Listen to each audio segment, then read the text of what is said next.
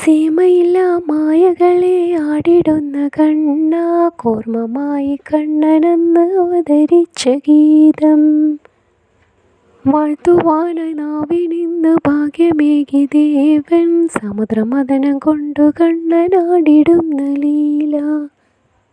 ദുർവാസാവിൻ ശാപമേറ്റു നരകൾ ബാധിച്ചങ്ങ്, ദേവന്മാർക്കു ശരണമായി വാസുദേവ കൃഷ്ണൻ.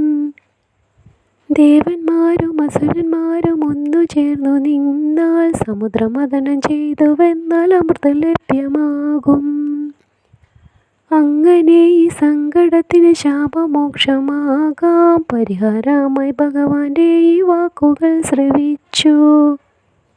കടക്കോലായി മന്ദര പർവ്വതത്തെ വേണം, കടഞ്ഞെടുക്കാൻ കയറുപോലെ വാസുകിയെ വേണം.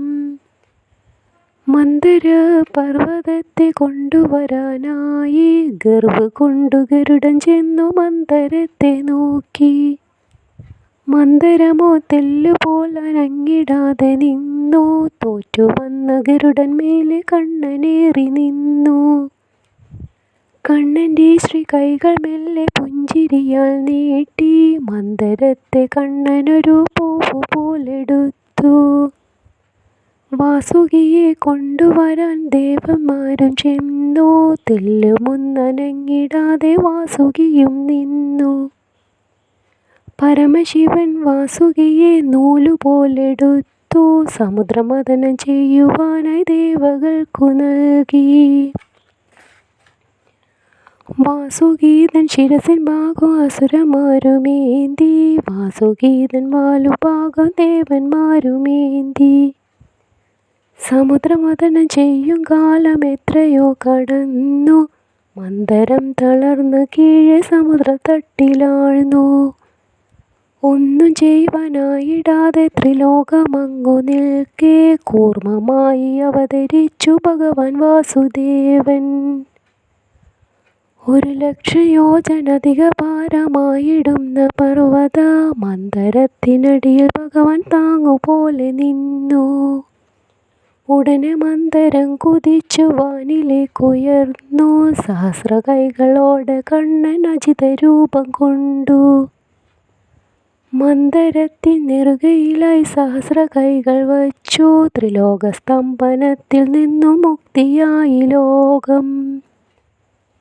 കണ്ണൻ്റെ ഈ ദിവ്യശക്തി സഹിച്ചിടുവാനാവാതെ തളർന്നു നിന്ന വാസുകിയോ കാളകൂടം ചീറ്റി.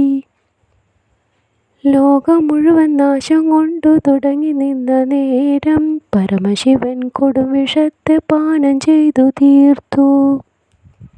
ദേവന്മാരും അസുരന്മാരും വാസുകിയും തളർന്നു, തമോ ഗുണത്താൽ വാസുകിയെ കണ്ണനങ്ങുണർത്തി.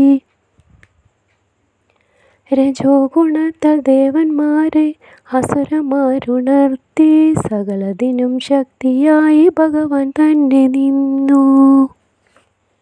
ധന്വന്തരമൂർത്തിയായി ഭഗവാൻ അവതരിച്ചു, അമൃതകലശഹസ്തരൂപനായി കണ്ണൻ നിന്നു. അസുരന്മാരാൽ കട്ടെടുത്ത അമൃത വീണ്ടെടുക്കാൻ മോഹിനിയായി രൂപം കൊണ്ടു വീണ്ടും വിഷ്ണുദേവൻ. 4 രൂപം കൊണ്ടു കണ്ണൻ നടനമാടി അന്ന്, ആ ലീലയിലെ കൂർമ്മരൂപമാണ് കണ്ണനിന്ന്.